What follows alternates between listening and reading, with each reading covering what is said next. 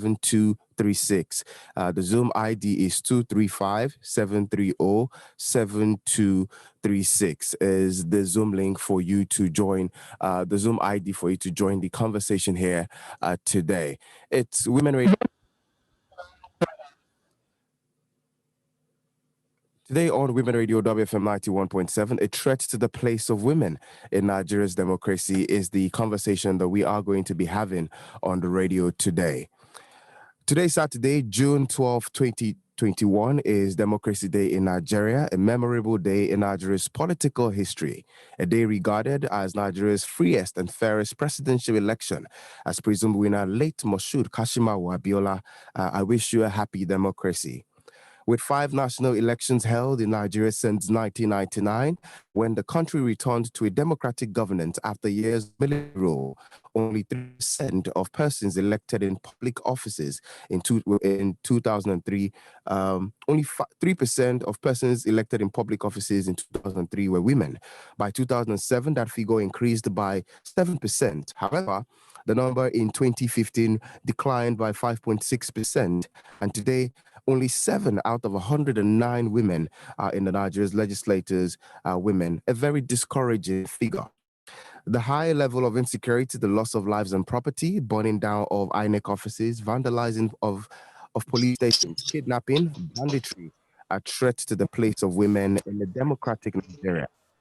With 2003 around the corner, we owe Nigeria a duty to practice true democracy, Nigeria with full and equal participation of women and men.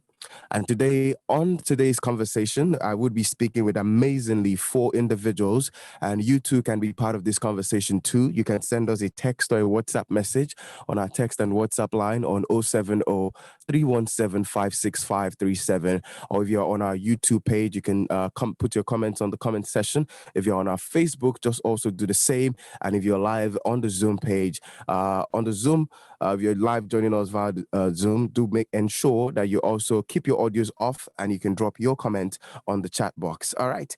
It's Women Radio WFM 91.7. Joining me this morning, June the 12th, is Adora Onyechere, the head Women Affairs and Gender African Union for ECHO and Social Council Nigeria. Barrister Okenna Inebedu, managing attorney for Gava Law Office. And also I have the co-founder elect Ibijoke Faborode, and Nelson Ekujumi, executive director, Center for Social and Economic Rights. I want to say good morning to all my guests, and I think I'll start off with Adora. Adora, good morning. Thank you for joining us. Good morning. Thank you so much for having me. All right.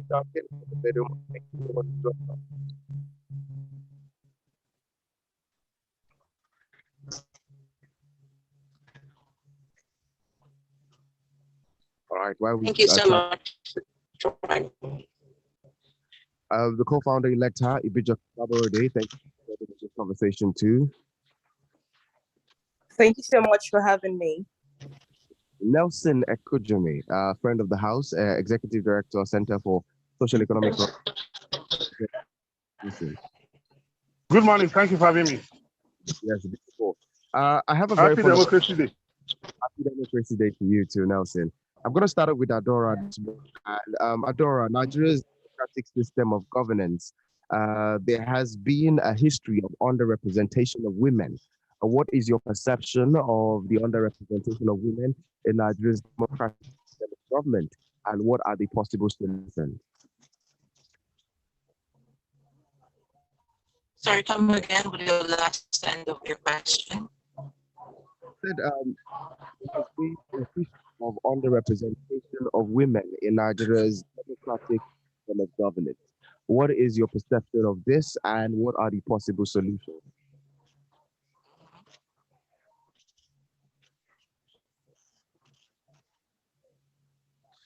Right. Thank you so much. Happy Democracy Day again. I think that women's representation in Nigeria has taken, different dimensions, but are we moving? Yes. Are we making progress? Yes. Have we done enough? No. We are commemorating June 12 today, which is a Democracy Day. I mean, it used to be May 29. And if you look at the storyline and the frontline conversations that has to do with Democracy Day in Nigeria, I mean, it's first to us understand that the reason why we have the Democracy Days that we're looking at, celebrating successful emergence from a military role to a democratic role. Now, and I believe that one of the most important things for democracy is to have political equality. And that is the only way that our democratic, environment can increase, because then you have both voices on both sides from equal gender, making decisions, creating policy, and also implementing those policies to affect lives. I also believe that, when you come into comparison and when you want to measure, in terms of commensurate, interventions with women's role, Nigeria has done not so well, especially in comparison to other countries. Oftentimes enough, we are always being, referred to look at other countries who have looked at, status quo, quota system, legislations, looking at bills that have activated, fast tracking and implementation of policies that will also get women mainstream. You're talking from Rwanda, you're also looking at South Africa and even Senegal and just neighboring, Ghana. For me, I think what is more worrying for me as first a woman who has run an election in the 2019 election for the State House of Assembly is the rural participation, the community engagement of the young. Okay, I think we'll try to connect back with the women at the rural level. I think that is what is most important. And I think that in terms of that, there is not enough engagement at the community level. And I believe that for me, there should be a bottom-up approach to the top approach, when it comes to women's involvement in a lot of programming and, reorientation happening. But how does that,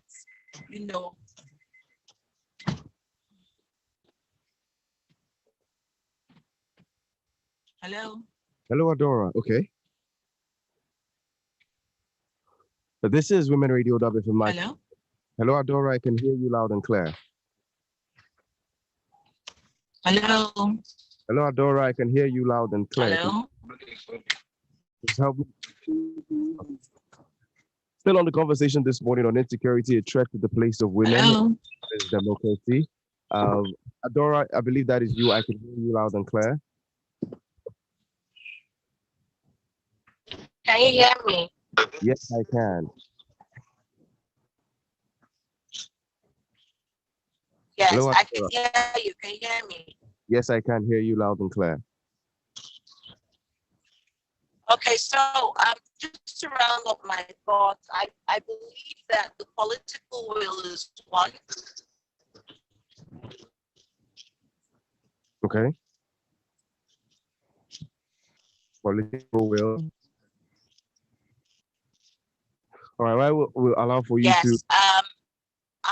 like I was saying, I think that in as much as we are moving forward with the conversations, having this engagement, I think that one of the most important things, one of the most important things is to engage politically and also have the political will in our organizations to be able to engage. I think that's very important. In terms of our choices and getting involved, there is a lot of gap for young women who would willingly come to the fore. Okay. Thank you. Thank you very much. I think there's a problem. promote the network. All right. Thank you very much. This is still Women Radio WFM 91.7. This morning, if you are just listening to the radio, it's 12 minutes past 11. And we're having a conversation here on insecurity, a threat to the place of women in Nigeria's democracy. I'd like to engage Ibijoke Fabarode, co-founder. Thank you for joining us, Ibijoke. Thank you for having me.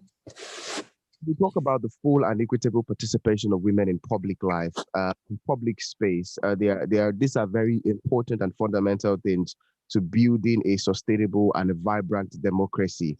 How can we achieve this with the inclusion of women in a democracy of today?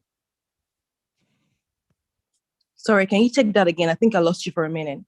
All right. I said for the full and equitable participation of women in public life is key to building and sustaining strong and vibrant democracy today's Nigeria. How can this be achieved where we have the proper and full inclusion of women in today's democracy?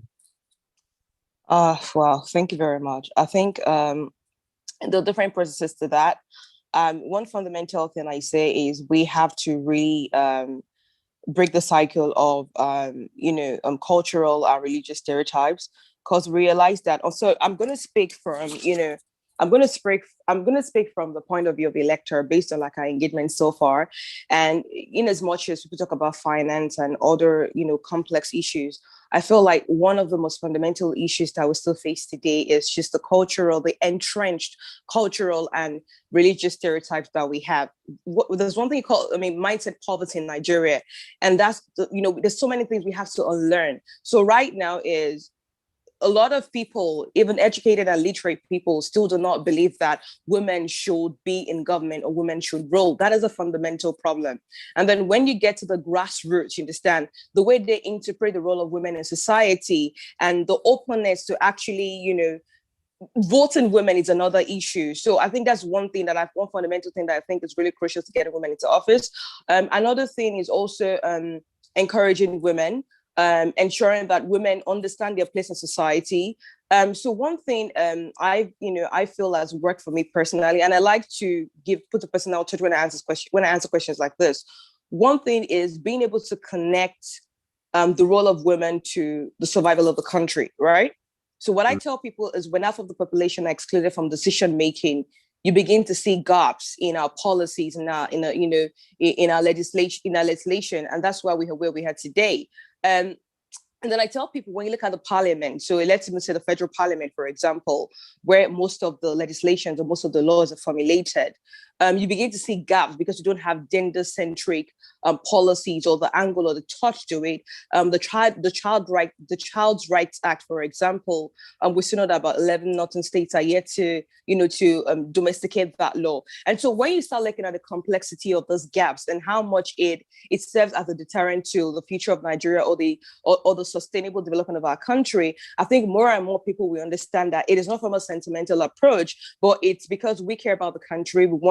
As we celebrate Democracy Day today, is can we really achieve a functional or an effective democracy without women who are half of the population? So I feel, for me is the complex problem. There's the finance, there's also the party system, which, we need to negotiate better with the political party leaders. They need to understand the role of women in political party leadership, and then also getting women candidates as well. I believe in voluntary quotas at the party level. Most of them have the constitutions where they talk about the 35% minimum quota for women. However, there's a lack of implementation as well.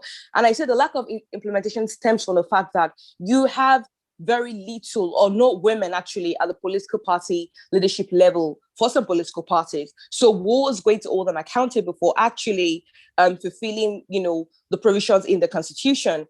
I also feel like the media have a fundamental role to play, either traditional or digital media. That is one of the greatest channels of engagement with citizens. And I think that when we want to talk about breaking the cultural and religious stereotypes, that's where media has a huge role to play. So I think every single person, every single stakeholder has a fundamental role to play. The people themselves. So the absence of the voice of the people in democracy, understand, is also a fundamental problem. In Nigeria, we've been so disconnected, disengaged for a long time. And that's why we are where we are today. So it's more of medicine after madness. And I feel like going into 2023 or from now on, we need to have a moment of self-reflection where we understand that even as the private sector, even as businesses, when you don't put people at the center of decision making, when you do not understand that the people make the economy, or the people who are actually the consumers. So in as much as the private sector are partly agnostic or tend to be apolitical, they need to understand that political governance is so instrumental to the sustenance of the companies as well. So I feel like each and every one has a role to play. And I think for me is my recommendation to the media today is we have to disintegrate and decentralize the information, is for each stakeholder, help them understand why the role of women is important to the private sector, to the media, to the citizens, the average citizens, to the more literate people, but also to the people at the grassroots. How does this affect your everyday life and living? And I think when we understand that, we're going to see the rise of more women in political leadership. Appreciate your thoughts this morning, Ibijoke Favorode. I'd like to engage Nelson Ekujumi, Executive Director, Center for Social Economic Rights. Thank you for joining us, Nelson.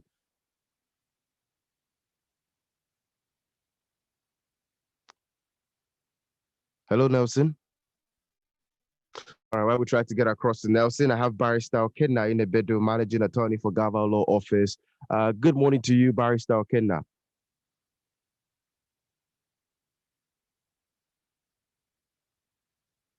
This is Women Radio WFM 91.7, 18 minutes past 11 on the radio this morning.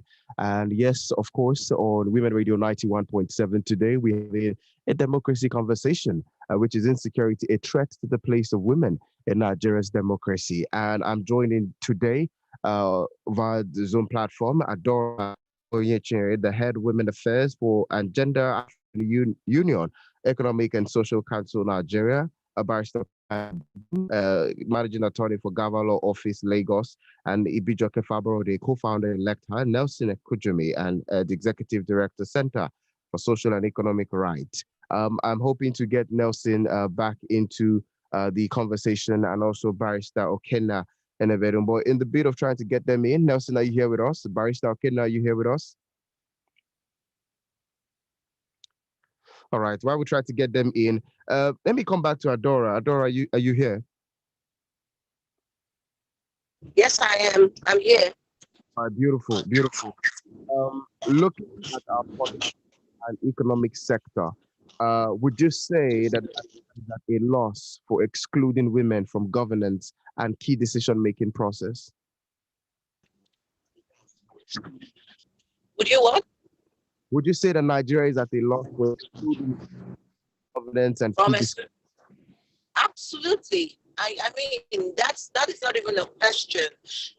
Look at other countries of worth, especially, let's not go too far to the global sector. Let's look at the continent in itself. Like I said,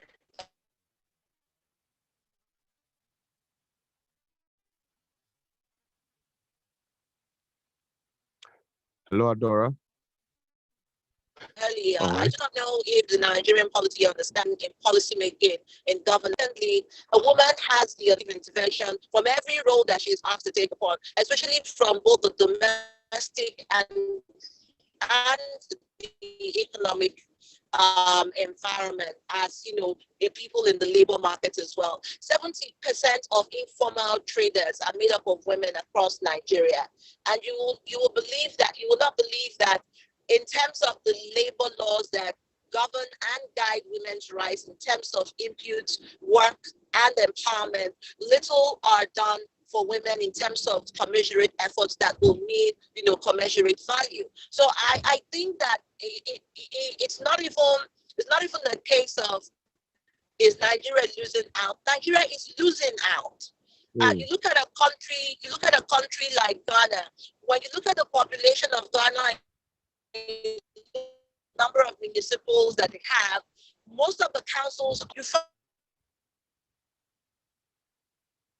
that that there's relevance, in fact, with those people who are made to take care of the community affairs, who are women, as against when men are in power. And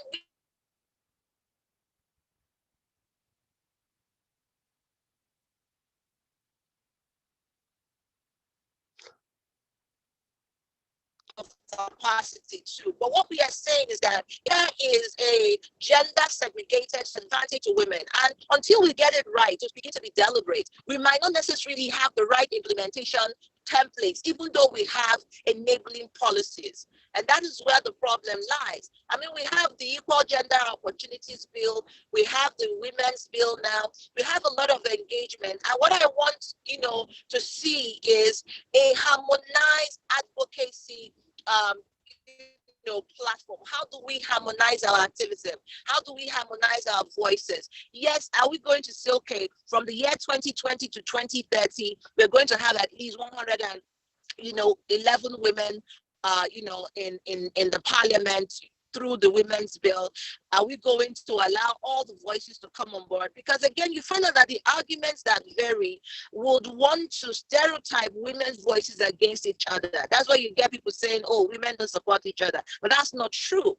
That's a stereotype that subsists to be able to distract us from what's in the front line. And I think that that's where we need to come together to harmonize. Because at the end of the day, if women are not involved in policy making, if they're not involved in governance, then there will not be the economic benefit at the long run. And I think that's where we need to get it right. And again, when you're talking about women's involvement, economic empowerment, the economy of Nigeria, I beg your pardon, at the end of the day, you will find out that there isn't a family in Nigeria that will tell you that they do not, at one point in the other, have had some level of, engagement, having women take over the domestic affairs of the family. So most of the times we forget that as naturals, women have the natural ability to multitask. And I think it's very important for us to note that political engagement, political equality is key. For us to be able to have more women's voices, for us to have more women empowered, political equality is key. Legislature should look at it as a keen adventure. I call it an adventure because over the years, I have seen and I have worried about the political will of our political class, from the executive to the state.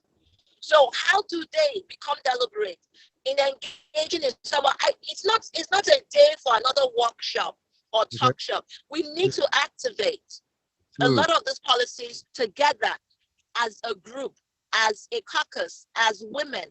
We need to push together. We need to call for implementation, because at the end of the day, the bills will only sit there as nice and evergreen, but we will not get the requisite effect if we do not come together to push for appropriate implementation. And so it is key for us to get economic empowerment and also to see Nigeria rise above the floor. Women should be able to become politically involved in decision making and policy making. We have Ngozi Okonjo-Iweala at the World Trade Organization now. And one of her first charge was to think Nigeria. That's what we're talking about. So, and I believe that other women as well, if given those platforms, will begin to do same.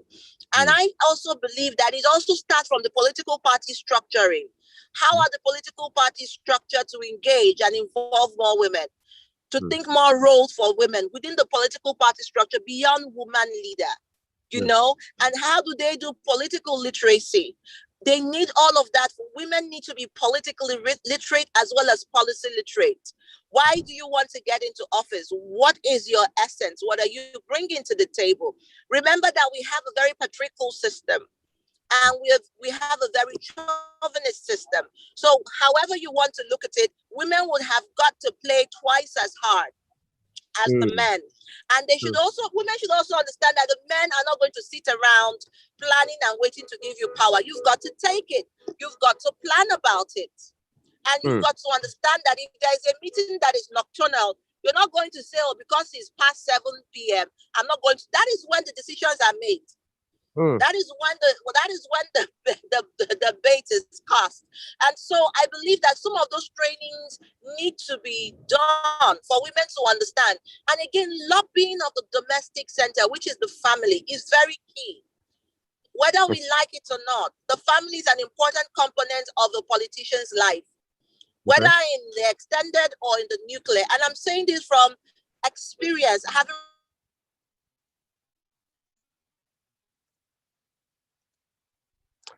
Hello, Adora. Run for office. So one of mentorship of political activator mentee, because at the end of the day, I saw this at the Constitution review in some of the states where a lot of groups said, yes, we believe in generational equality, but we also believe that mentoring should be mentorship in action. What am I going to get? What is the outcome of my mentorship? Who am I being mentored by? It's not just having a conversation on the phone or a group meeting or a Zoom meeting. What is the outcome of mentorship in a mentee's life? How do they activate their participation as a mentee? Are they interning? Are they also role-playing? Are they taking active part in some of the events or critical decision makings that involve the mentor?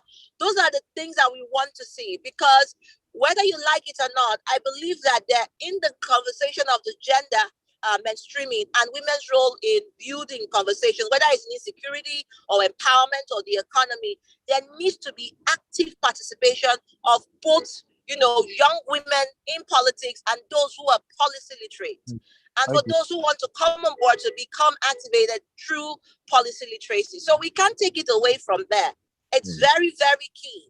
Mentorship in activation, harmonization of our activism and our advocacy, implementation of our already existing bills, and driving the process and calling our leaders to account. How many of our leaders are we calling into account, especially women in office, and speaking to them about getting involved? They need to get involved. I mean, you're elected or put into political office, or appointments, not just for yourself, but for you to also bring other women on board and expand the space. So how are we having that conversation as well? So it's very, very important. Some people will say, oh, funding is a very big problem for women in terms of engaging. How are we all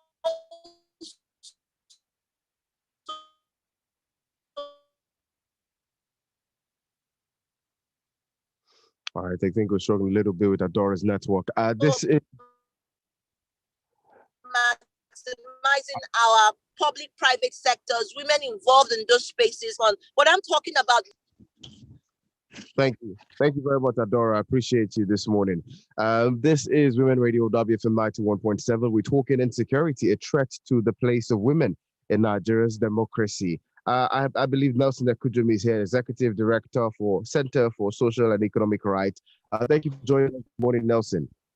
Yeah, good morning. Thank you for having me. Nelson, how do you describe a democracy that has intentionally excluded women from its decision-making position?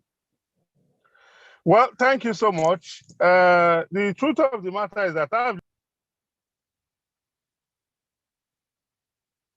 I've listened. Hello, are you with me? I've listened to the program from the beginning, and I can tell you clearly I've enjoyed the submissions by other guests on the program. Democracy Day today, June 12th, we all know what it symbolizes about the sacrifices made by Nigerians on June 12th in 1993, when they jettisoned ethnic, primordial, and other sentiments to vote a pan-Nigerian mandate. And, look at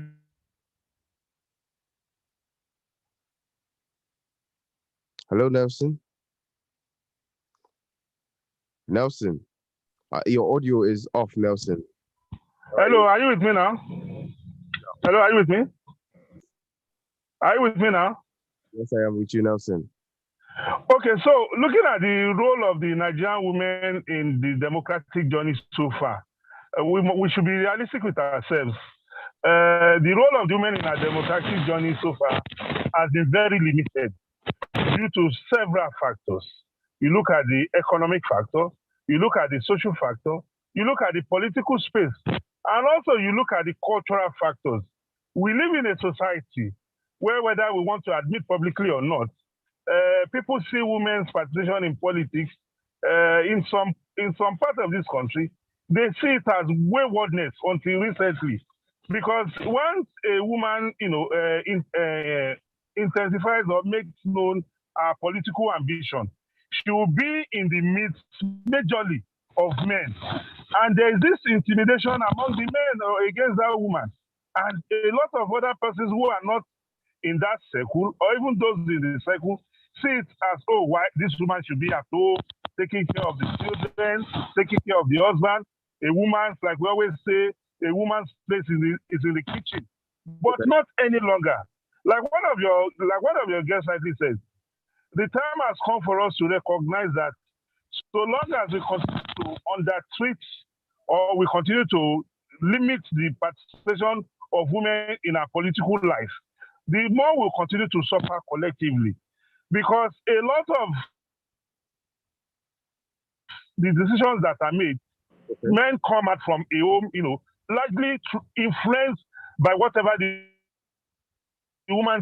And, women, because of the nature, because of how God has created them, they eyes that a lot of us men don't have. Okay. And that, in a way, helps some of us.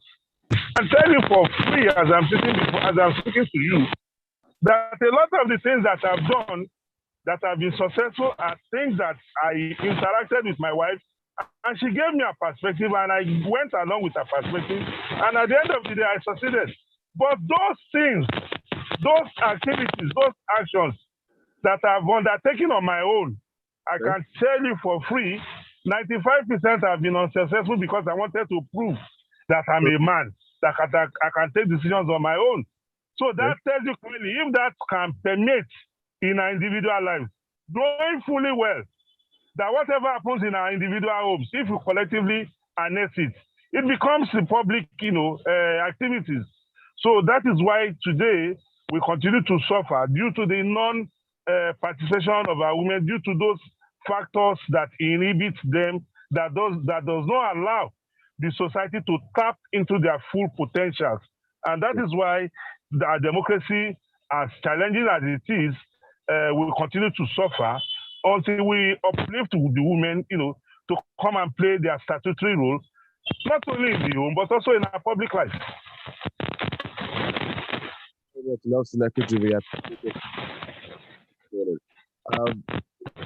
WFM 91.7, and we're having a conversation on the threat to the place of women in Nigeria's democracy. Joined in, I want to engage Ibijoke Faborode, co-founder of Electa. Thank you for staying with us, Ibijoke. Thank you. Yeah. We look at the monopolistic nature of the Nigerian, political system in terms of governance, so that women get the right support to withstand the pressure that comes with being involved in decision-making process. Adora mentioned something earlier with regards to the fact that, sometimes the decisions that are being made about the nation are not done in the regulated time. They are done at the unregulated time. So how do we ensure that women get the right support to withstand the pressure that comes with being involved in the process? Thank you so much. So I think what I would say is I look at this, from two perspectives. The first is, how do we change that system right now, given the current political climate? And then when that climate, has evolved, what do we then do to ensure that, we have equity in decision making, and ensuring that every gender, every player in the political space, is factored in when the decisions are made. Now, we have a current political climate, and we can't deny that. It's very hostile, and it's very biased towards women. And so what I tell people, and as an organization, the way we're looking at this is, look, ahead of the next general elections, for example, I don't think political parties are there yet to say that, oh, we're not going to have those meetings right now because we're only going to be kidding ourselves. So from a very pragmatic point of view is, how do we start ensuring that we create increased access, like we always say at the lecture, to social, human, and financial capital, most especially, Nigerian politics is heavily monetized. You understand? And the previous speaker said something about the economic disadvantages, against women, which has also hindered them from playing very actively in the political space.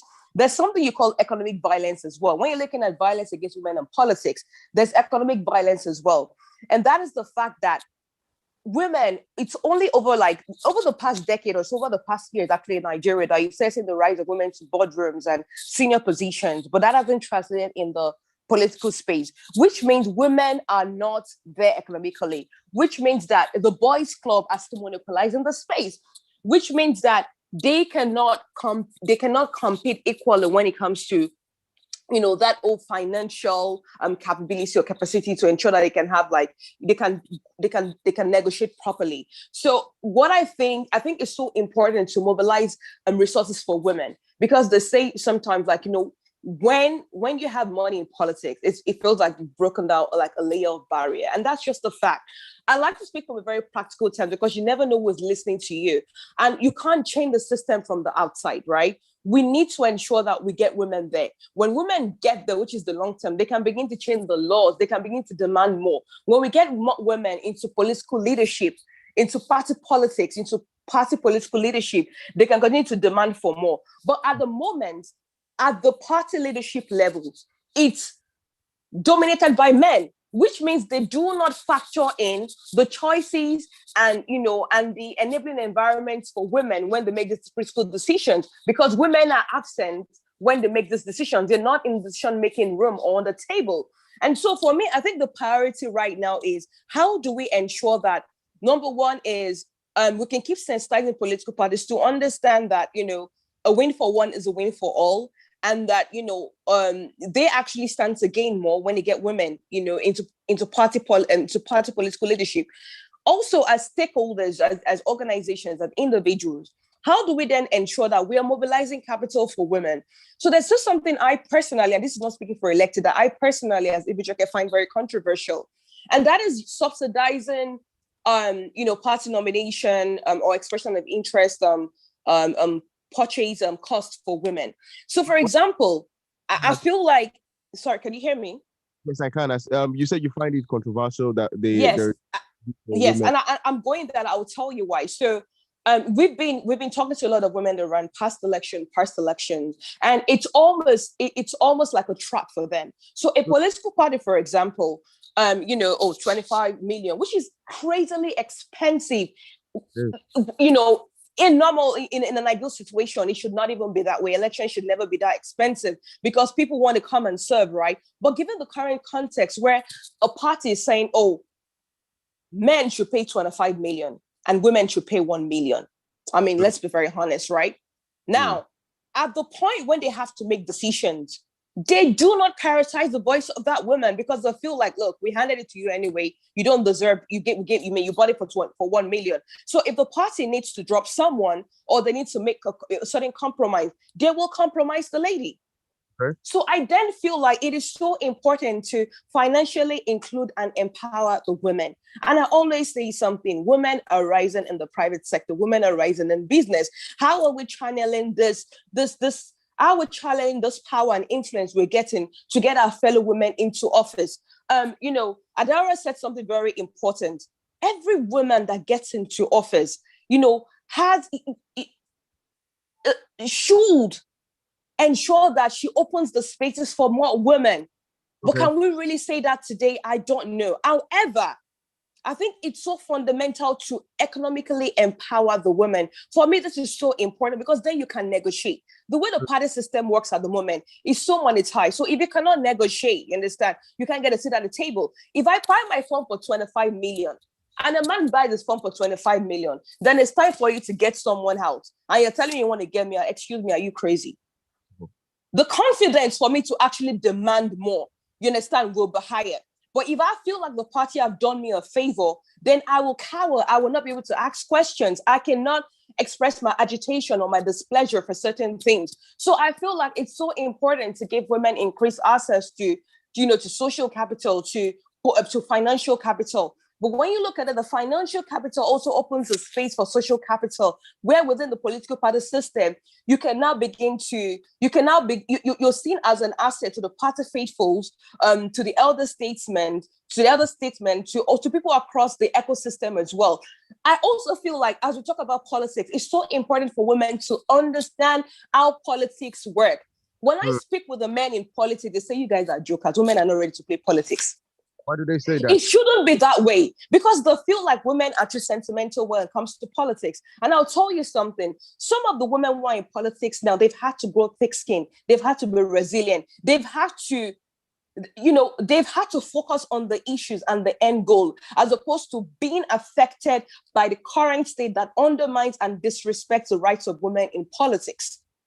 So I feel like for every woman that wants to run, you need to ask yourself, you need to also be honest. I have an end goal. I want to go there to change. However, within the current political climate, how can I ensure that, I get my seat on the table? Madam Adora said something. You do not ask for, you do not wait for it. You have to take it. Also the men are not waiting there saying, oh, we're going to give the women power. Unfortunately, that's not the reality. So for me we need to ensure that women are also equipped. They have an army of women as well. They have their own girls club as well. People talk about the Godfather system. People talk about the boys club system. I said, look, this is the way it is right now. However, how can we ensure that we have the right of the girls club as well? So for me, I think it's a very strong narrative. If we actually see a lot of women from the private sector who are more economically empowered now, start pulling their weight again, behind women, ensuring that they can support their campaign, they can fund their campaign. Because so if you look at the local government election that just passed in Lagos, the primaries, for example, right? Most of them have come down and they will tell you, getting the party ticket, ensuring that I win my primary, you understand, was my ultimate goal. Now that I've won the primary, I can have the full support of the political party.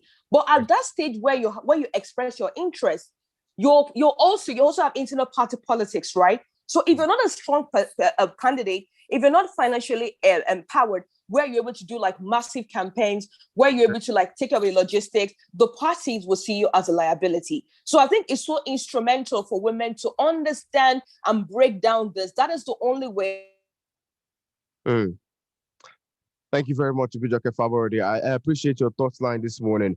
Let me come to Adora and also to Nelson. Ibijoke is very vital in this conversation. She spoke about the let me use the word conspiracy behind subsidizing the price of tickets at political parties for elective position. Are you of the opinion, Adora, that if we decide to say, okay, no more subsidy for women who are going to elect, would this give women a more competitive edge participating at a party level when it comes to elections? Who is taking? Nelson, you can go ahead. Nelson, you can go on. The question, is it me or Adara? Both of you. Nelson. Hello, who is taking? Nelson. Okay, I think the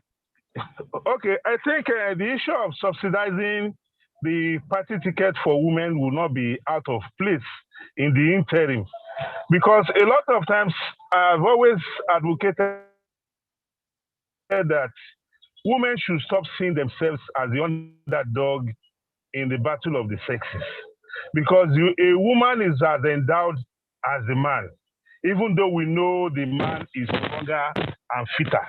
I'm speaking from my own experience as a man.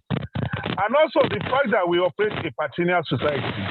One of your guests here has just said it clearly. If the ticket has to be subsidized for the woman, then you have placed her at a disadvantage, because people will tell her, if we are not subsidizing this ticket for you, do you think you'll be able to buy the form? People will see her as somebody who has been done a favor.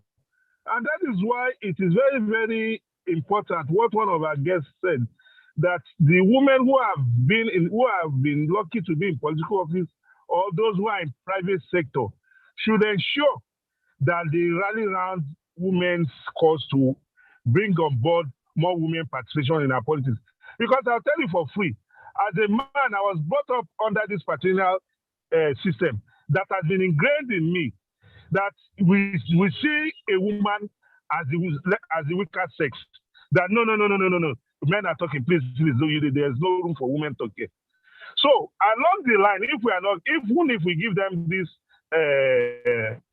subsidy or we give them this privilege, along the line, our manliness will come to play. We will actually exhibit it because it has become part of our culture. That is why there's this serious need for agitation, for advocacy about those values in our society, in our families, that, a woman can also aspire, because as a man, even if your wife wants to aspire for a political office, you'll be afraid of the societal repercussion, the comments, even within your family, that how can you allow your wife to go and run for office? So it takes the strong determination of convincing the society as a whole that, look, whatever makes the man qualified and fit to aspire to rule the affairs of the society also makes the woman qualified and fit, because the woman is part and parcel of the society. So this issue of granting women special privileges, in the long run, it will backfire, because the man will be a man. A time will come, we'll sit down, we'll say, come, nobody's giving us any special privilege. You can't give the woman a blanket check, and at the end of the day, a man who has toiled and sweated is not defeated by the woman. We'll start seeing as a threat later on, and we want to come back to status quo. So the women should get empowerment for themselves. They should collaborate. They should explore more opportunities. As we speak here, we have Nigeria as one of the richest women in Africa, Mrs. Alakija, and I'm sure by that description of her being the richest woman in Africa, she's richer than millions of men. So that tells you clearly that the economic empowerment we are talking about, the women also should explore it just like the men are doing, so that they will have an equal voice. Because if you don't have the same stake with regards to the post, you cannot have the same stake with regards to the voice. If I'm contributing 10 naira to the party, and you say because you're a woman, you are contributing 2 naira, I'll feel cheated. I'll look for other ways, to change you that, no, this cannot. Thank you very much, Nelson Ekujume. This is Women Radio WFM 91.7. If you are just joining the conversation on Women Radio 91.7, it's 11 minutes to 12. Today is Saturday, 12th of June, 2021. We're talking insecurity, a threat to the place of women in Nigeria's democracy. And on the conversation this morning, I have Adora Onyechere, the head Women Affairs and Gender Africa Union Economic and Social Culture, joining us in this conversation today. I also have Barrister Okenna. We're trying to get him to be part of this conversation. Barrister Okenna Inebedu, managing attorney for Law Office, Ibijoke Faborode, co-founder director, and Nelson Ekujume, executive director, Center for Social and Economic Right, joining us in this conversation this morning. Nelson, let's talk about insecurity. Insecurity in Nigeria, the high level of insecurity, the loss of lives of vandalizing of police stations. These are threats to the place of women's democracy in Nigeria. Ahead of 2023, what do we need to put in place so that women would feel safe with regards to contesting for elections in 2023, and not just contesting, but also participating in elections with the high... Yes, I think it is important for us to admonish the government across board, at the federal, at the state, and the local governments, to be up and doing with regards to their responsibilities with regards to governance. Because governance is about, securing the lives and property as well as the welfare of the people. If the political space becomes so tense that even the person who is not even contesting, a voter or even an onlooker, because, as we speak, some Nigerians, no matter what you say, they will tell you they are not voting, that they are not registering to vote. So we need to ensure that our democracy becomes what it's supposed to be, and that is festival of the voters. A lot of times when election comes, not even before elections, when election comes, you recognize that the woman will first of all tell the husband, please don't go out to let us know the situation on ground. And also, during campaigns, what are those measures we are putting in place? Are we engaging with all the relevant stakeholders to recognize that politics should not be do or die? Politics is about ameliorating the human condition, making people's lives better. You are going to tell them what you want to do. And when we have a situation whereby peace and harmony, as well as the ventilation of ideas, pervades the atmosphere, in which there's no threat to the life and properties of fellow citizens because they don't align with your political interests, that will engender, the confidence of the society as a whole, and the women in particular. Because when crisis occurs, women and children are the greatest victims. They bear the brunt. So it is important that, the state must ensure that she rallies all the stakeholders, the media, the security agencies, the press, the political parties, the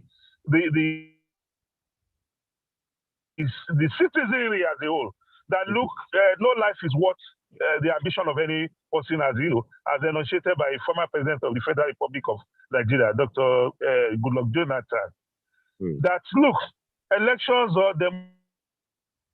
democracy is about the people, and if it is about the people, why all this bloodshed? Why this destruction of life and property? So I think if we continue in that line of discussion by engaging, I'm sure as we go along the way, we'll get more converts, to the line of civility and constitutionality. But those who want to go do otherwise should also be ready to, to face the consequences. And the society must ensure that justice is done when people infringe on other person's rights. All right, thank you very much. I'd like to engage co-founder-elect Ibijoke Faborode. How much implication is the insecurity in Nigeria having on the confidence of women who are aspiring to run for elections in 2023?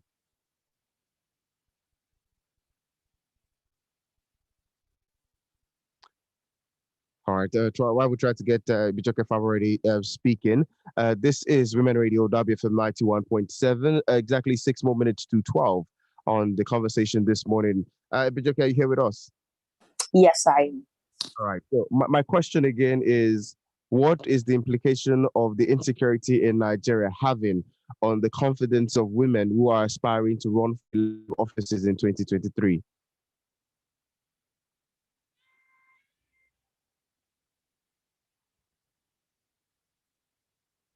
All right, you can be part of this conversation too. You can send me a text. Sorry, I lost you for a minute there. All right, my question again is, what is the implication of the insecurity we're experiencing in Nigeria having on the confidence of women who are aspiring to run for elective offices? I mean, the truth is that it's not even just women, it's everyone. But coming back to your question now, what does it having on, the confidence of women? First of all, is it takes away from the ambition. Because right now, when the country is in survival mode, it means that I have to protect myself over, over my care for the nation.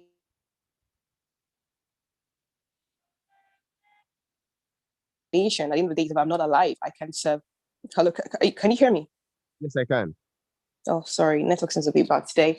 Yeah, so if I'm not alive, I cannot serve. I cannot really fulfill my mandate. And so for women, because, women are nurturers, women also think about, I have a family, I have children, even though I care for my nation right now, I have to protect myself so that I can be there for my family. And so is right now with the level of insecurity is most women, most progressive women that really want to run are beginning to question, can I run now? Should I run now? Because if anything happens to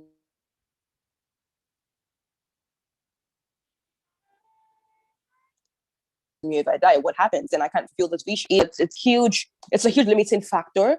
And so it's something that has to be tackled before the next general elections. Otherwise, we're going to see that retrogression again in the number of women that are going to run for office. And it's also good because when you already have this culture of impunity, when you have the rise of violence, it also means that it also serves as an enabler of violence during the election as well. Because if we're having general arrests across the country, that means that during the election seasons, you can even expect worse, because it's do or die. I caught a glimpse of the other person's conversation, and he said something about we need to ensure that stakeholders know that this is not a do or die affair. However, if we're having this level of unrest in the country, and during the next election, the stakes are higher, people are more sensitive. There's so much going on at the moment. The level of insecurity definitely, given the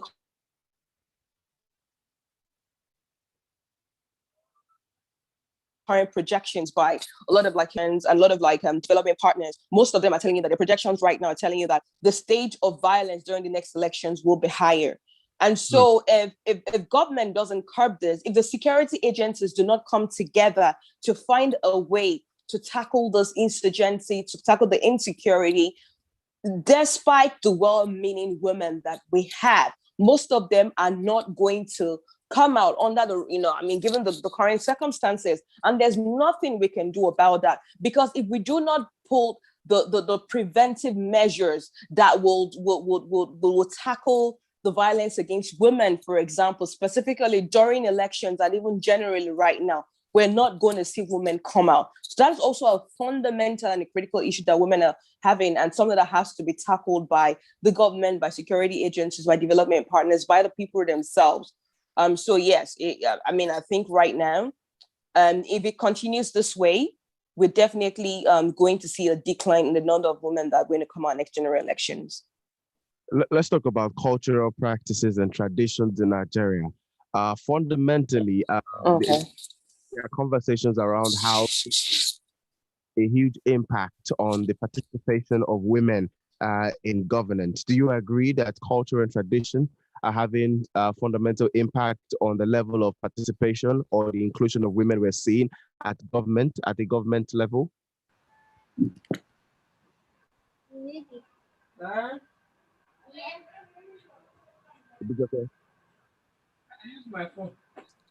So yeah, there was I think there was someone's audio that was unmuted, so I lost you for a minute. Okay, so my question you talk about is, cultural practices that we're seeing right now, yeah? Yes, how much impact is this having, or is this still having, on the participation of women, culture and tradition? How much impact is it having towards the participation of women in governance? When I started, I told you that one of the biggest barriers we have is the entrenched cultural and religious stereotypes, because this is what shapes the mindset of the perspectives of people and the perceptions towards what women should be and women should not be. And so the average voter, and because when you look at the stats for voters, most of them are the grassroots, and most of them are still sort of inclined to religious or cultural stereotypes. So I feel like this shapes a whole lot. And to be honest, I think going into the next general election, we have to do a lot of work. First of all, in engaging community leaders, because these people have they're respected by the communities, right? They have a certain amount of influence in shaping actions, and they serve as a voice of reason, to their community members as well. So I feel there has to be deep community engagement, the traditional role as the community leaders, ensuring that, they can then take this message to their communities to help them understand that it is to the benefit of this community and to the benefit of all to get women elected. So at the moment, it is such a huge barrier, and actually one of the biggest barriers we face in the country. Second of all, religion, because I feel like religious barrier, the cultural and the religious factor in this stand are kind of interconnected. When you look at religious, so Nigeria is a very religious country, and our religious leaders sometimes are seen as small gods, whatever they say. So the Islamic organization, is so important that we start engaging with the sheikhs and the religious and the Islamic leaders and the Christian leaders as well, the pastors, the churches. What are they doing to change the mindset of the congregation? Because these cultural stereotypes are still ingrained. And then when they get to the church or the mosque or the religious organizations as well, and your leader is telling you, women, you have to take care of your home. It is not for you to go to the fields to go and do politics. Leave it to the men. Unfortunately, there's still some religious leaders that preach such. And these things, they have a psychological and a mental effect on the congregation or the citizens at large. So I feel like there has to be deep engagement with the cultural leaders, with the religious leaders, to ensure that we can challenge and we can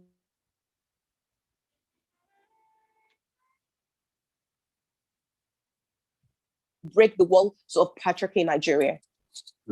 Thank you very much. Let's talk about the media. You mentioned that the media had an important role earlier to play. Are you of the opinion that the media is stereotyping women as a weak vessel?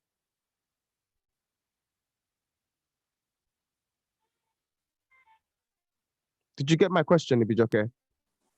Yes, I'm with you now. Sorry, All right. You spoke about the media earlier, and I'm putting out the question: are you of the opinion that the media can be identified for stereotyping women as a weak vessel? Absolutely, and I'm not going to mince my word here. I feel like the media has a long way to go in terms of like ethical reporting and also,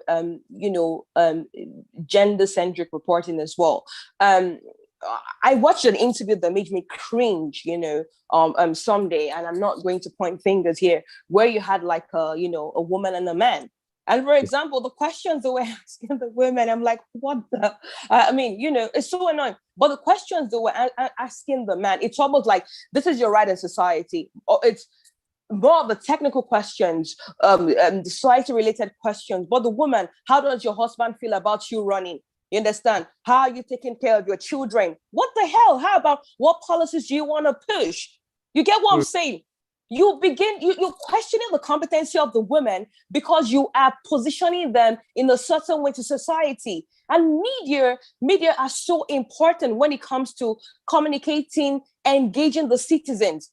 The citizens also form and shape their opinions from media engagement. So if in a way you're interviewing a woman, you're already confining her to certain walls of patriarchy, and you're not giving her the leeway to actually express herself and give her the level playing field to ensure that she can also express herself and talk about like the real thing she's going to do, our progressive policies, and you're just focusing on societal role as a woman and asking her those questions that limit the capacity and the competence, then you're already pushing a certain stereotype.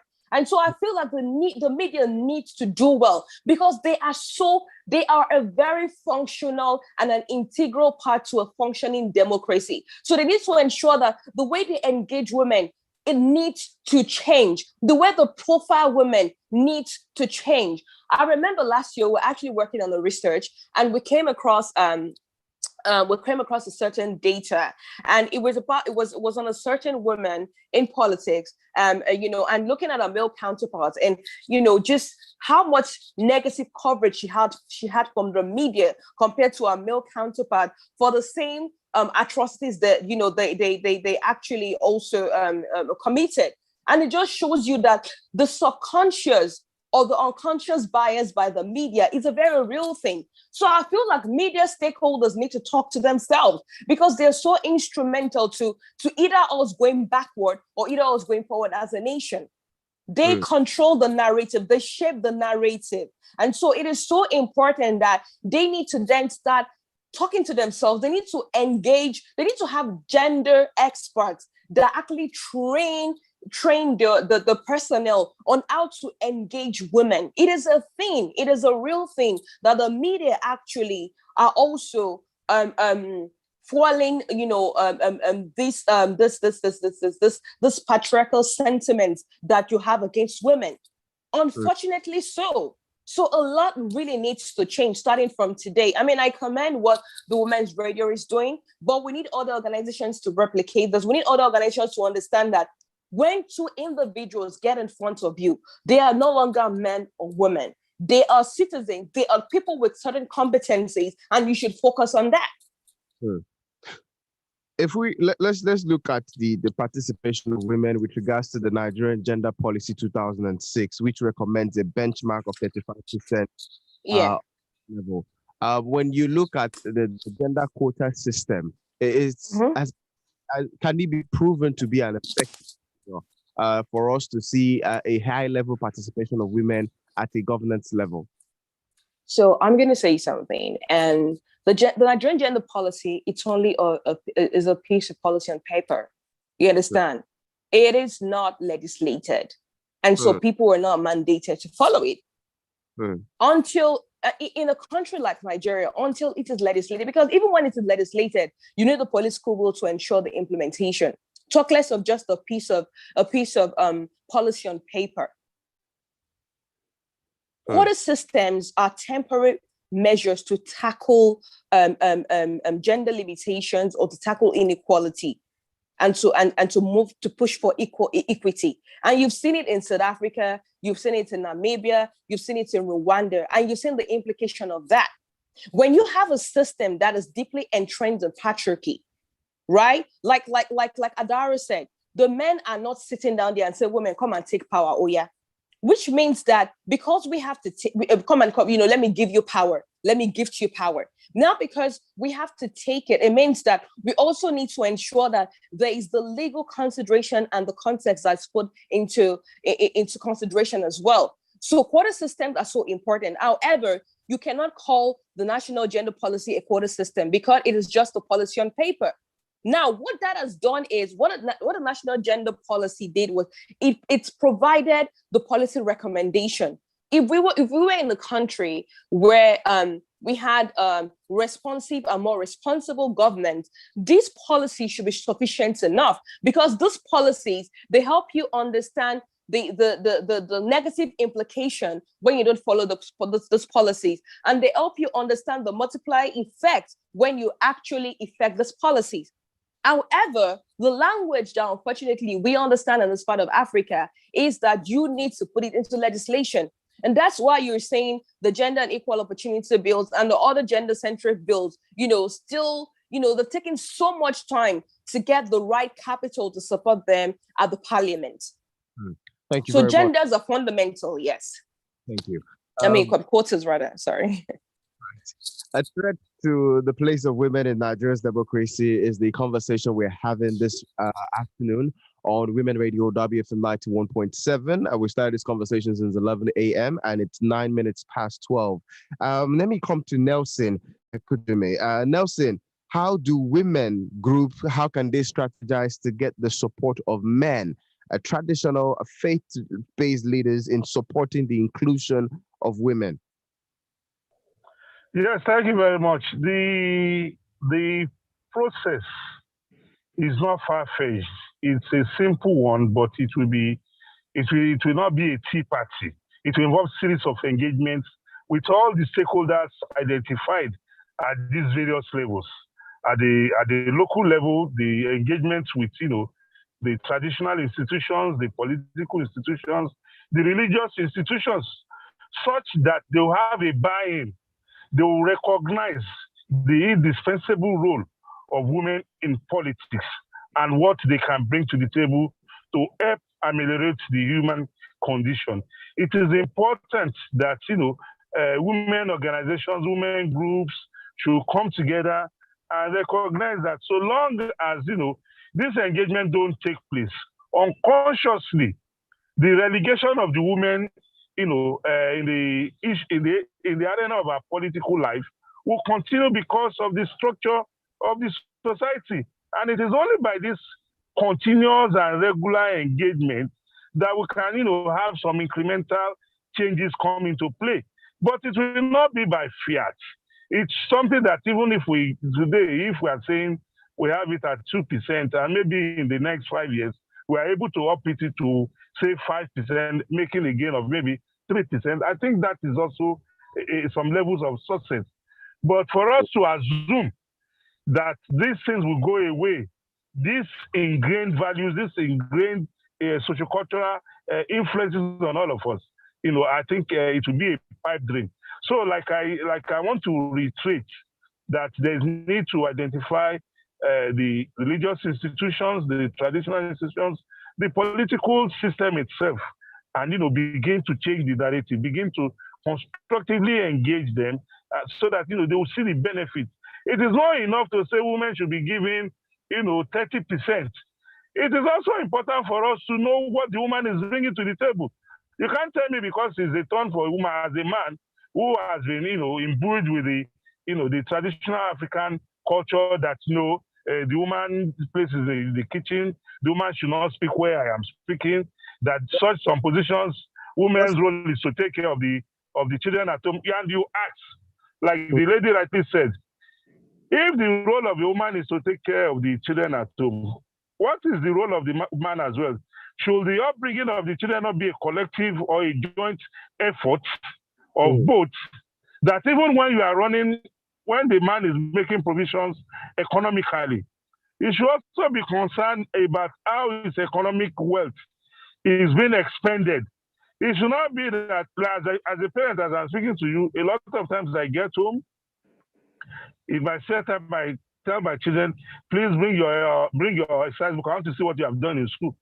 I quarrel with them when I recognize that, look, come on, your notes, you don't have dates. When I was in school, every day I go to school, that is how to measure accountability. Oh, you were in class.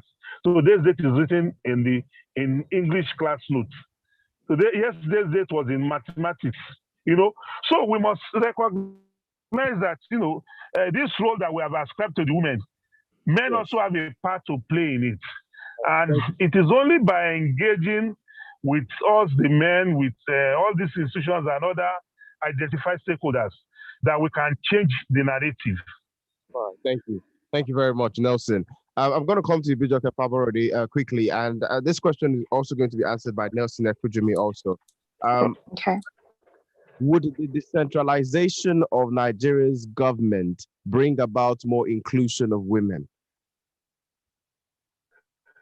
Well, the decentralization you are talking about, don't forget, decentralization differs from one person to another, from one school of thought to another.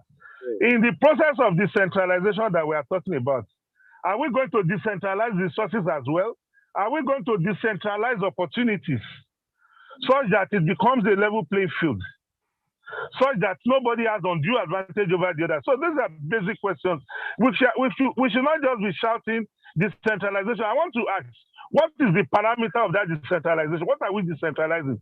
Are we decentralizing functions without the appropriate resources to carry out the functions? Okay. Are we decentralizing office without the appropriate, delineation of the structures of those offices based on merit? Or it should be based on sentiment that, because we want X there, whether it's competent or not, it should be there. So we must, get these parameters clear. We should not just, that's why so at times we ask people who are chatting restructuring, what is your own model of restructuring? Please, can you explain so that you can get my buy-in? You should not just be talking about decentralization and you are speaking in space. All right. And let me hear from Bijoke Faborode. Bijoke, what are your thoughts of the government, more inclusion of women? Sorry, can you repeat that one more time? I lost you for a minute. My question is, would the decentralization of the government, federal government, lead to more inclusion of women in the country? So I think it depends on what context. First of all, I would say in terms of inclusion, there is some form of decentralization, because you do have quotas at the national level and you do have quotas at the state level. I also believe that there should be quotas at the local level as well. So because you have state laws, right? And so that's a form of decentralization. So, and that's why you see that even when legislations are made at the federal level, sometimes states need to domesticate them. But also is because politics is grassroots based. And you have because of the landscape of Nigeria, population and demography wise, I think it's important to so in the context, not that it's very contextual. So I'm talking at this from, let's say, the quota system. So for the local government elections now, let's say the parties, at the local level, they had the laws that for local government elections, and I remember that the electoral reform recommendations that we as elector, for example, we put forward to the joint committee at the public hearing was to also decentralize the quota system at the local, at the state, and at the federal level, so that at different institutions of power, at different functions of power, at different levels of power, be it the local, the state, and the federal, you have quotas that make provisions for women to have a level playing field or to actually force and mandate their inclusion. I think it's on that basis that and on that basis, and from the perspective of women's inclusion, that I will answer that question. In terms of general decentralization, I think it's a more complex answer to that. But in terms of women's political inclusion, I think that could be fundamental, ensuring that there are local laws that, enable the level playing field for women, and also the quota system, given the current context that we have, and that the state governed laws as well. And at the federal level, there are reserved seats, there are also voluntary seats, and there are legislated quotas for women as well. Thank you. Let's look at Honorable Nkiruka Daughter's bill, which is 111 special seats for women. That you think this is achieving? Would this be a progressive way of achieving the democracy which we seek for, that includes women? We do know that that has been a deeply sensitive and controversial conversation amongst Nigerians. And I think the first controversy was from the level and the cost of governance in Nigeria, saying that, look, we're only going to incur more costs if we actually had asked for additional representatives. But I genuinely understand where someone like Honorable Nkiruka, who is currently a part of the Ninth Assembly and understands the current buy-in, the political will, and the limiting factors, where she's coming from. You know what I said earlier? Because as Nigerians also, is that sometimes we have to be more practical than sentimental about certain issues. So this is from my point of view as Ibijoke, not elector, by the way. Now, here's the thing. She's inside. She understands the conversation. She understands the reception to the conversations. I mean, look at the Gender and Equal Opportunity Bill. There's another bill by is it Honorable Oluga, Honorable Nonuga, and I can't remember, that demands for reserved seats at the parliament, you understand, at the state and federal parliament for the House of Representatives and senatorial seats. However, is buy-in, on those bills have been very slow. But did you see how fast, you understand, the lawmakers, remember the parliament is dominated by men right now. And so whether we like it or not, it's a game of numbers. So what she has done is, look, given the current extremely hostile terrain, what do we do to ensure that we can at least still get more women? And then we move on from there. It's a very short-term bill. It's a very expensive bill. But I think one fundamental question that I ask Nigerians is, what is the opportunity cost, right? Yeah. Of not passing that bill, of not having any bill that would legislate the inclusion of women ahead of the 2023 election. And for me, it could be very detrimental. And, after 2023, we'll back to this conversation again. So I think for me it's a very complex one. Yes, It is expensive, but within the current political dispensation and the environment and the limitations of representation, perhaps this is one way to get women in. It is not the best way. It is not the ideal way. I'm not going to lie. It's something that I was personally angry about, that why do we have to come to this form of negotiation? Why do we have to come to this form of agreement with our parliamentarians to actually get their buy-in? Unfortunately, that is what it is. But remember, she's an insider, and only she understands why they had to come to this level of bill proposition to ensure they get more women elected. I appreciate your answers this afternoon. 20 minutes past 12. We have about 10 more minutes before this conversation will be brought to a close. I want to say that this afternoon, if you are just joining us, or if you have been following through, I'd like to get your messages. If you have questions you'd like us to put out this morning to our guests, please do well to send them in. Or if you're live with us on Zoom, you can actually just go on the chat section and put in your questions. If you're on Facebook or YouTube, or better still, you can send me a text or a WhatsApp message on 070-317-565 37. I want us to talk about the literacy level, Ibijoke, the literacy level of young women. There has been a high rate of insecurity, which has led to the withdrawal of a lot of young girls out of school. What is the way out of this? How do we ensure that we are not continually disenfranchising the girl child with regards to ensuring that she gets adequate education to understand her right and a place in the society? Thank you for that. The question is, the government have a fundamental obligation to the right of children. But when we see the Child's Right Act, for example, the reverse is the reality. So we begin to question the priority of this current administration, either at the federal level or at the state level, to the rights of children, right? Because in a right-thinking country, we would understand that Nigeria has one of the youngest populations in the world, which means they are the future of Nigeria.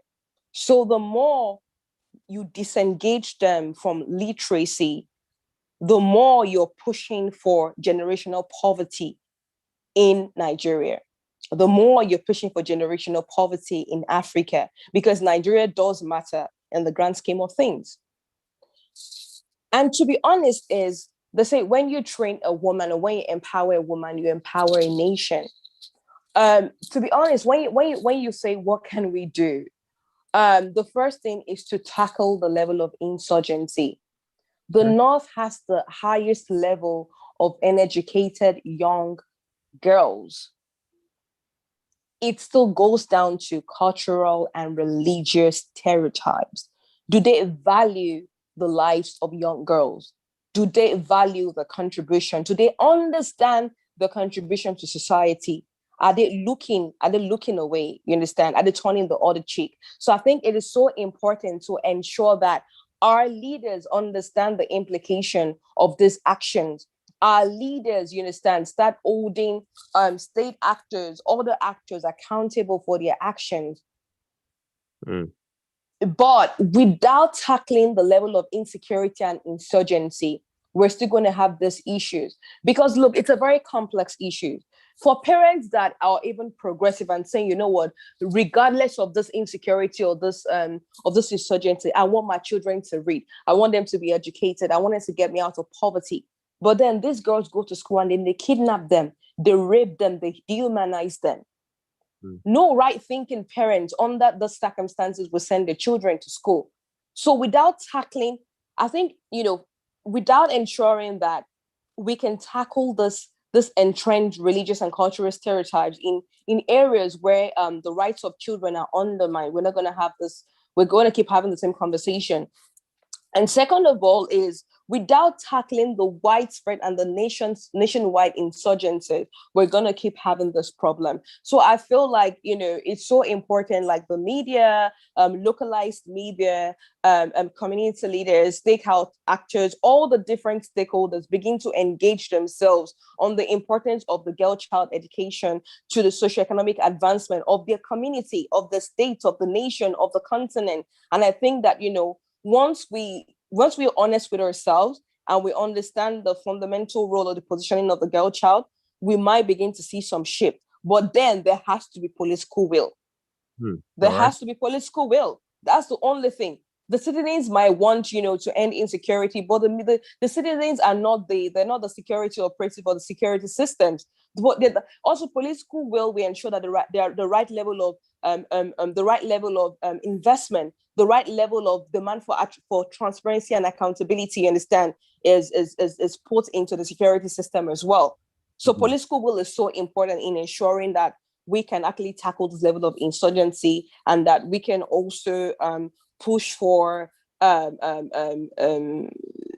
tackling of religious and cultural stereotypes as well. Ibijoke, my final question to you this morning, it would be, I have just two final questions for you, and I'll be able to let you go. Okay. What line of action, if you were in the position of power, right, security, with regards to securing the people and also the inclusion of women, what would be your line of action? First of all, will be ensuring that and this is from Ibijoke. I always say that because I also have I would my personal perspective on issues as well, and so I would say it's important to decentralize policing and security system in Nigeria, but put in place the right monitoring and evaluation systems, checks and balances to ensure that you understand there's still a certain law governing, how they operate. The reason is because at the moment, the states still look to approval before they have a functional policing system, which means it undermines it undermines the emergency response system when it comes to local security, when it comes to state security as well. And I think those things are very functional. When you look at mature democracy or more advanced countries, the states, the local government have a certain level of autonomy when it comes to policing. But they still need to work with, the national policing system and, and all that. Second of all, I think I lost my line of thought here. In terms of tackling violence against women, which is, serious, I would say that I would focus a lot on stakeholder engagement and education, because that is so important to tackling the level of entrenched and I use the word entrenched so that we understand the depth of the stereotypes that we have at the moment. The stakeholder engagement is so important to ensure that we're speaking to the right people, the communities, the religious leaders, for them to understand how their actions, how the things they say actually affect the level of reasoning or thinking of the average citizens and the community at large as well. So I think those are some of the things that I would definitely do if I had if I was in a position of power. I will also ensure that, I have a structured investment framework and an accountability platform for auditing.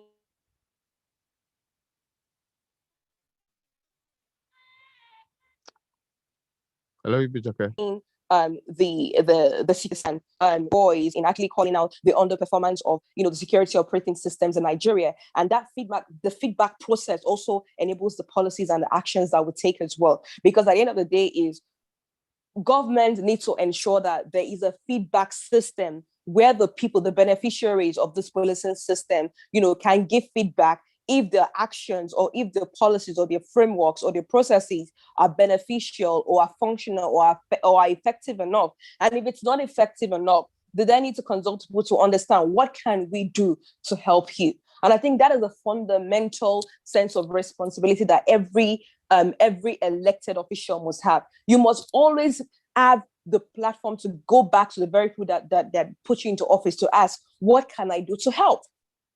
Because you're a servant when you're a leader.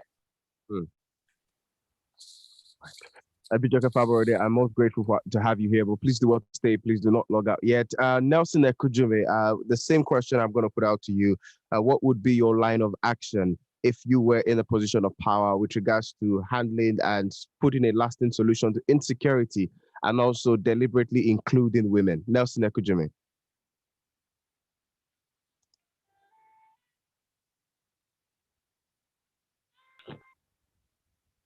Yes.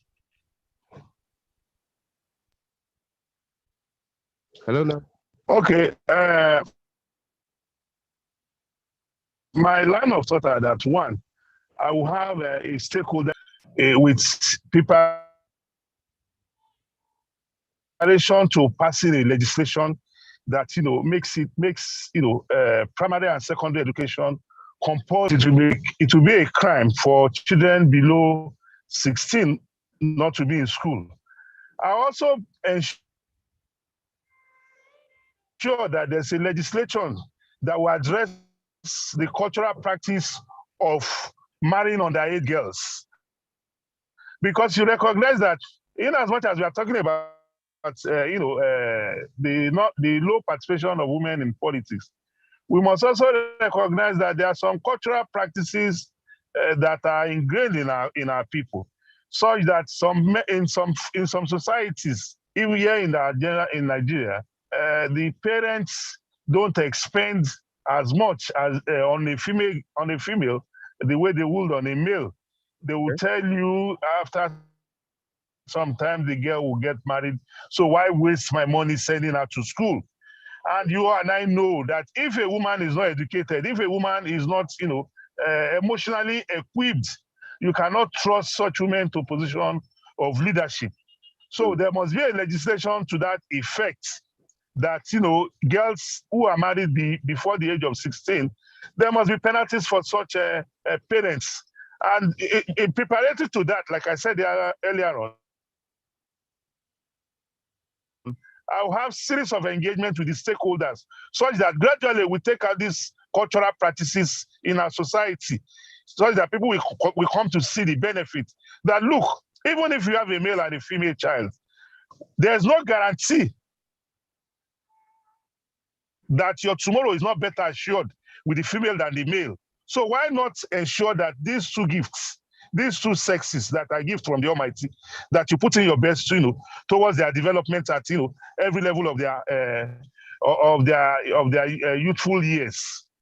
So it is important that we recognize that these laws will be passed after we have had series of engagements and we have had the buy-in.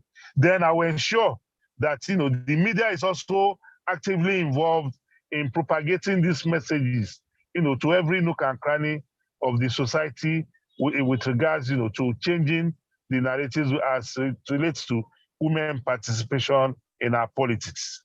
All right.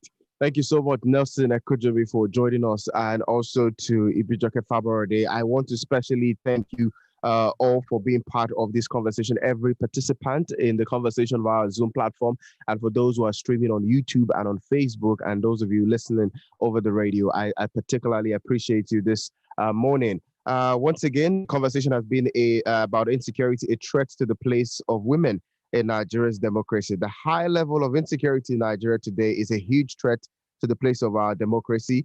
With 2023 around the corner, we owe Nigeria to practice true democracy. A Nigeria with full and equal participation of women and men to build a strong and sustainable Nigeria. As we celebrate another Democracy Day today, Saturday, June 12, 2021, we call for all hands to be on deck to protect and save Nigeria. Let us defend our unity. Let's uphold Nigeria's honor and glory. Let's serve Nigeria with all our strength, and may the labor of our heroes past not be in vain. Together, let us build a Nigeria where peace and justice reign. And on this note, I say a very special thank you to Adora Onyechere, Head of Women Affairs and Gender Africa Union, for Eco and Social Council. Barrister Kena in the bedroom was unable to be part of this conversation for some reasons. And Ibijoke Faborode, co-founder-elect, had been an amazing guest this afternoon, sharing a lot of insight. Not forgetting Nelson Akujobi, the Executive Director, Center for Social Economic Right. Especially want to thank the producer, the production crew of Tunde Oluwake, Taiwa Dele, Michael Paul Ake, and the producer, Esther Laribe. We like to appreciate Mufliat Fijabi for the technical advice, executive producer, Tomu Okewale Shonaya. My name is Daniel Daja, and this conversation is brought to a close, but in our everyday today activities, as we go about our day-to-day life, let's ensure that we continually speak for the prosperity of our country and for the patriotism of Nigeria. Let's, in our own little way, remember that it takes every one of us to make Nigeria. No Nigerian can be more Nigerian than a Nigerian. Once again, thank you very much, and let's enjoy the rest of the day. Good afternoon. Thank you.